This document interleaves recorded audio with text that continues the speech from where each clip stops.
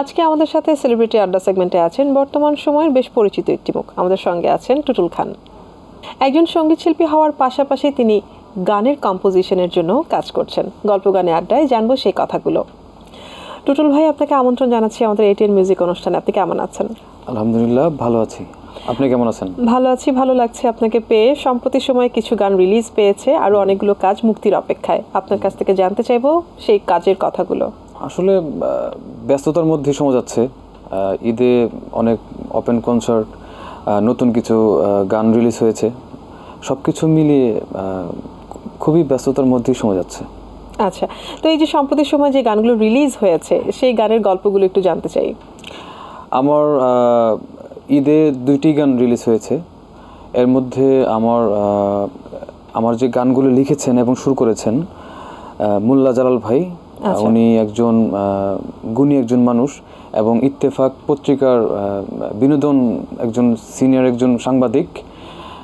খুব চমৎকার 2টি গান হয়েছে, আমার খুব ভালো লেগেছে। আমি চেষ্টা করেছি ভালো করে গাওয়া বা কাজ করার জন্য। আশা করি দর্শকদের মোটামুটি ভালো সাপোর্ট পাচ্ছি, ভালো লাগছে। সামনে কবে গান পাবো আমরা নতুন? খুব রিসেন্টলি আমার হচ্ছে একটি নাটকে আমার স্টুডিও থেকেই সম্পূর্ণ কাজ হচ্ছে। আমার নাটকে একটি সোলো গান যাচ্ছে, প্লাস হচ্ছে যে একটি দলীয় গান যাচ্ছে। আমি মিউজিকে পড়াশোনা করছি, আমার মিউজিক ইউনিভার্সিটির কিছু ছেলে মেয়েকে নিয়ে কাজগুলো করছি আমার স্টুডিওতে। আচ্ছা, মিউজিক প্রফেশনে তো ছিলেনই, তার পাশাপাশি মিউজিক নিয়ে পড়াশোনা করতে কেন ইচ্ছে হলো? আসলে স্বয়ংসম্পূর্ণ হওয়ার জন্য। আচ্ছা, নিজেকে আরো জানার জন্য। বাহ, দারুণ। 2012-তে একটি রিয়েলিটি শোর মাধ্যমে ইন্ডাস্ট্রিতে আপনি আপনার নিজেকে পরিচয় করিয়েছেন। তারপর বেশ খানিকটা সময় কাজ করেছেন, তবুও কিছুটা আপনাকে গ্যাপে পেয়েছি। সেই সময়টাতে আপনি কোথায় ছিলেন? আসলে আমি মিউজিক নিয়ে ছিলাম সব সময়, কিন্তু ব্যক্তিগত কিছু কারণের জন্য আমি একটু মিউজিক কম্পোজিশনের কাজ নিয়ে ব্যস্ত ছিলাম, বা শোগুলো কম করা হয়েছে। আচ্ছা, এইটুকুই, কিন্তু ছেড়ে দেইনি বা অতটুকু গ্যাপ ছিল না। আচ্ছা, তাহলে বলা যায় যে মিউজিকের সাথেই ছিলেন, কিন্তু মিউজিক থেকে একটু দূরে ছিলেন। একটু, হ্যাঁ, প্রস্ফুটিত ভোকালিস্ট হিসেবে নিজেকে দূরে রেখেছিলেন, তাই তো? পরবর্তীতে করোনার পর থেকে আবার সম্প্রতি সময় কাজ করছেন। যেই সময়টাতে গ্যাপ পেয়েছেন তার মধ্যেই কিন্তু মিউজিক ইন্ডাস্ট্রিতে প্রতিনিয়ত পরিবর্তন হয়ে গেছে। তো এখন কাজ করতে যেয়ে আবার কি পরিবর্তন পাচ্ছেন? পরিবর্তন আসলে যুগের সাথে সবাইকে তাল মিলিয়ে চলতে হবে, সাথে মিউজিক, কিন্তু শিকড় কিন্তু ভোলা যাবে না। আচ্ছা, আমাদের সঙ্গীতের যেখান থেকে উত্থান, যেখান থেকে সৃষ্টি, ওগুলো থাকতে হবে। আচ্ছা, এমনি ভেরিয়েশন থাকবেই। আচ্ছা, সবকিছুর ঊর্ধ্বে হচ্ছে শিকড়, মাটির গানগুলোকে ভোলা যাবে না। অনেকক্ষণ ধরেই গল্প করছি, গান শুনছি না। একটি গান শুনতে চাই আপনার কাছ থেকে। আচ্ছা, আমি আমার মৌলিক একটি গান করছি, একটি লাইন শোনাচ্ছি। এই গানের লেখক হচ্ছেন ইশতিয়াক আহমেদ ভাই এবং হচ্ছে শুরু করেছেন, মিউজিক করেছেন রাজন শাহ দাদা। শুনবো।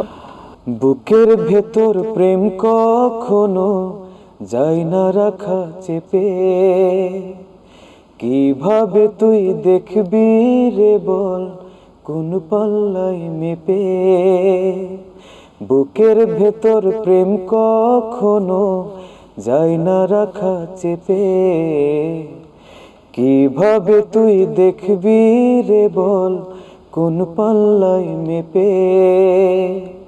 ভালোবাসি বলে যদি যাস কখনো খেপে, বুক ছুঁয়ে তুই দেখিস ভেতর কার নামে যায় কেঁপে।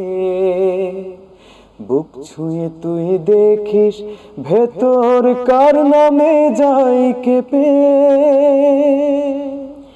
গানটিতে কিছুটা ফিল্মিক ধাঁচ আছে। যে গানটি আমরা শুনেছি সেই গানটিকে আপনি কিভাবে দর্শকদের কাছে তুলে ধরেছেন বা ধরছেন? আমি নর্মালি যখন টিভি লাইভগুলো করি এখন, তখন আমার নিজের গান, এই গানটা করি। ওপেন কনসার্ট অনেক সময় অনুরোধ আসে, তখনও করি, নিজ ইচ্ছা থেকেও করি। আচ্ছা, এইভাবেই করা হয়। তাহলে সেক্ষেত্রে আপনি স্টুডিও ভার্সনগুলো তুলে ধরছেন দর্শকদের কাছে। কিন্তু বর্তমানে কিন্তু বেশ একটা ভালো ট্রেন্ড যে গান হওয়ার পর সেটাকে খুব চমৎকারভাবে পিকচারাইজেশন করে দর্শকদের কাছে তুলে ধরা হয়। সেটাকে আপনি কিভাবে দেখছেন? এটা আসলে স্পন্সর ডিমান্ড।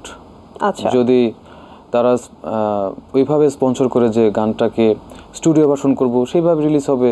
আর যদি বলে যে সিঙ্গার হচ্ছে যে লিপ পার্ট করবে প্লাস অভিনয় করবে, সেটাও হতে পারে। আবার হচ্ছে যে সিঙ্গার শুধু লিপ পার্ট করলো, নায়ক নায়িকা তারা হচ্ছে যে আলাদাভাবে সুন্দর করে উপস্থাপন করলো, ওইভাবেও রিলিজ করা যায়। এটা সম্পূর্ণই আমি মনে করি যে স্পন্সর যদি ওইভাবে ডিমান্ড করে, হ্যাঁ ওইভাবেই উপস্থাপন করা হয়। বর্তমান সময়ে যত গান তৈরি হয় সবগুলোই কি স্পন্সর বেজে বা তাদের পছন্দকে মাথায় রেখেই করা হয়? এটা অনেক ক্ষেত্রেই হয় না, আমি দেখি তো অনেকেই হচ্ছে যে শখে গান করে, আমিও শখেই গান করি, কিন্তু আসলে একটা অবস্থান চেঞ্জ হওয়ার কারণে এখন হচ্ছে যে প্রফেশনালি কাজ করা হয়। বর্তমান যুগে এই গানটাকে প্রফেশন হিসেবে নেওয়া কতটুকু চ্যালেঞ্জিং? আসলে অনেক কঠিন।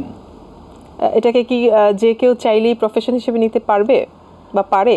যদি ইচ্ছা থাকে উপায় হয়, কথা আছে।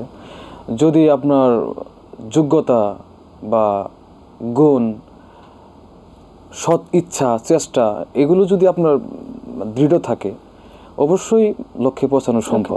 অনেকক্ষণ হয় গল্প করছি, গল্প গানের এই সময়টাতে দর্শকদেরকে একটি গান দেখিয়ে নিয়ে আসি। তো আপনারা একটি গান দেখাতে চাচ্ছি, কোন গানটি দেখানো যায়?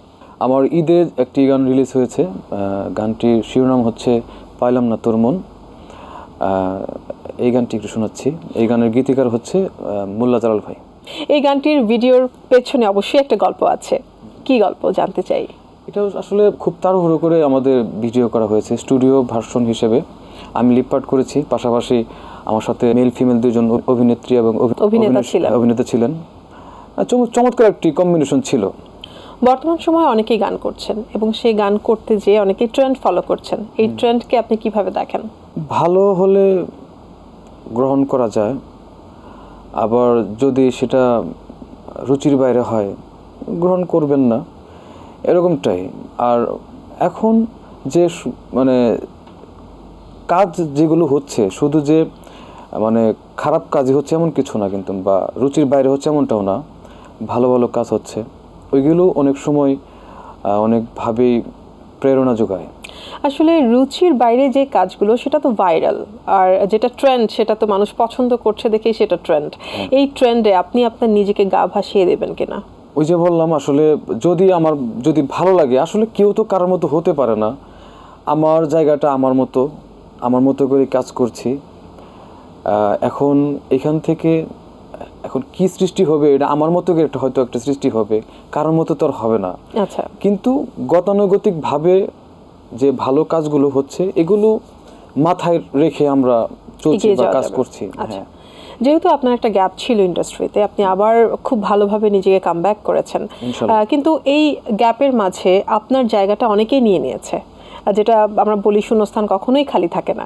তো সেই গ্যাপে আপনি যখন আবার নিজেকে তৈরি করে দর্শকদের কাছে প্রেজেন্ট করছেন, আপনাকে অনেক চ্যালেঞ্জের সম্মুখীন হতে হচ্ছে।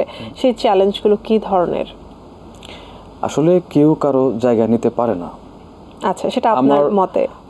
আমার যারা ফ্যান ছিল, ধরেন 2012-তে আমি যখন একটা রিয়েলিটি শোতে ছিলাম, তখন কিন্তু আমার ভালো একটা ফলোয়ার তখনই কিন্তু তৈরি হয়েছে, এবং প্রায় আমি ফাইনাল রাউন্ডে ভোট পেয়েছিলাম প্রায় 40 লক্ষর মতো। আচ্ছা, তো ওই ফ্যানগুলো কিন্তু এখনো অনেকেই হয়তো ভুলে গিয়েছে, কিন্তু আমার এত বেশি ফ্যান ফলোয়ার দরকার নেই, এখনো যতটুকু আছে এইটুকু থাকলেও আমি মনে করি যে আমার মানে স্পৃহা বাড়ে। হ্যাঁ, স্পৃহা। তাহলে বলা যায় যে আপনি কোয়ান্টিটির থেকে কোয়ালিটিতে বিশ্বাসী, যে আপনার যে কয়জন দর্শক আছে বা যারা আপনাকে পছন্দ করছে তাদের জন্যই আপনি কাজ করতে চান, ভালো কাজ করতে চান, সেই কাজগুলো করতে চাই, এবং পাশাপাশি হচ্ছে যে ভালো কিছু করতে চাই। এখন হচ্ছে যে মিউজিক নিয়ে কাজ করছি, পড়াশোনা করছি, ইনশাল্লাহ ভালো কিছুই হবে ইনশাল্লাহ। এই যে 2012 থেকে 2024 বর্তমানে কিন্তু মিউজিক প্রচার মাধ্যম একদমই পরিবর্তন হয়ে গেছে। সেই সময়কার অবস্থান এখনকার অবস্থান সম্পূর্ণই চেঞ্জ, মিউজিক ইন্ডাস্ট্রিতে ড্রাস্টিক একটা চেঞ্জ এসেছে। এটার সাথে নিজেকে কতটুকু মানিয়ে নিচ্ছেন? এখন আস্তে আস্তে করে সবগুলোই ধাপ পাড়ি দিতে হবে। এখন যদি ধাপ থাকে 10টা, আমি এখন আছি 5টায়। আচ্ছা, আর 5টা আস্তে আস্তে হবে, যেহেতু এই ইন্ডাস্ট্রিতে মোটামুটি সবাই চিনে জানে যে না, টুটুল ছেলেটা মিউজিক করে, গান ভালোবাসে। ইনশাল্লাহ আস্তে আস্তেই হবে। ইনশাল্লাহ আমরা আপনার জন্য অনেক অনেক শুভকামনা জানাচ্ছি। তো গল্প গানে আড্ডায় সময় শেষ হয়ে গেছে, আমাদেরকে যেতে হবে। তবে যাবার আগে এটিএন বাংলার দর্শক, আপনার যারা ফ্যান ফলোয়ার্স আছেন তাদেরকে কি বলে যাবেন? প্রিয় দর্শক, সবাইকে অনেক অনেক শুভেচ্ছা এবং ভালোবাসা। আমার জন্য সবাই দোয়া করবেন। আমি মিউজিক নিয়ে কাজ করছি, মিউজিক ভালোবাসি। আপনাদের দোয়া এবং ভালোবাসা থাকলে অনেক দূর এগিয়ে যাওয়া সম্ভব। পাশাপাশি এটিএন বাংলা এত সুন্দর একটি প্রোগ্রাম আমাকে আমন্ত্রণ করার জন্য আমার পক্ষ থেকে অনেক অনেক শুভেচ্ছা এবং ভালোবাসা। অনেক ধন্যবাদ চমৎকার কিছু সময় আমাদেরকে দেওয়ার জন্য। যেহেতু সময় শেষ, আমি আমার দর্শকদের কাছ থেকে বিদায় নিব, কিন্তু আয়োজন শেষ করবো আপনার গান শুনে। কোন গানটি শোনাবেন চিন্তা করে ফেলুন, আমি আমার দর্শকদের কাছ থেকে বিদায় নিয়ে নিচ্ছি। ঠিক আছে। সুপ্রিয় দর্শক, গল্প গানের সময় শেষ হয়ে গেছে, তাই না? যেতে হবে। তবে কথা দিয়ে যাচ্ছি, আগামীতে আবারও আসবো চমৎকার সব গান নিয়ে। আর ঠিক সেই পর্যন্ত ভালো থাকুন, সুস্থ থাকুন, এটিএন বাংলার সঙ্গে থাকুন। আল্লাহ হাফেজ। কোন গানটি শুনছি আমরা? আমার আরেকটি মৌলিক গান, এই গানটি কম্পোজিশন করেছেন টিআর রোমান্স ভাই। খুব সুন্দর একটি গান, ফোক একটু প্যাটার্নের গান, ওই গানটি করছি। প্লিজ শুনবো। চাঁদের দেশে তোমার বাড়ি, আমি আদিবাসী, এত ডাকি পহরান পাখি, রইলা পরবাসী। চাঁদের দেশে তোমার বাড়ি, আমি আদিবাসী, এত ডাকি পহরান পাখি, রইলা পরবাসী। এত ডাকি পহরান পাখি, রইলা পরবাসী। আতর গোলাপ চন্দন দিয়া গোসল করাইলাম, পিঞ্জিরারি অচিন পাখি উড়াইয়া দিলাম।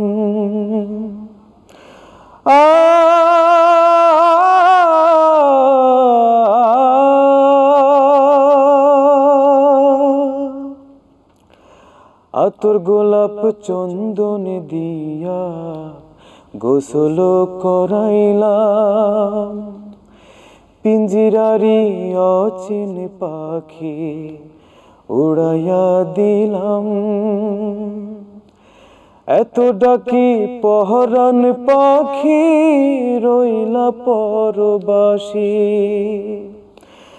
এত ডাকি পহরান পাখি, রইলা পরবাসী। চাঁদের দেশে তোমার বাড়ি, আমি আদিবাসী, এত ডাকি পহরান পাখি, রইলা পরবাসী। এত ডাকি পহরান পাখি, রইলা পরবাসী।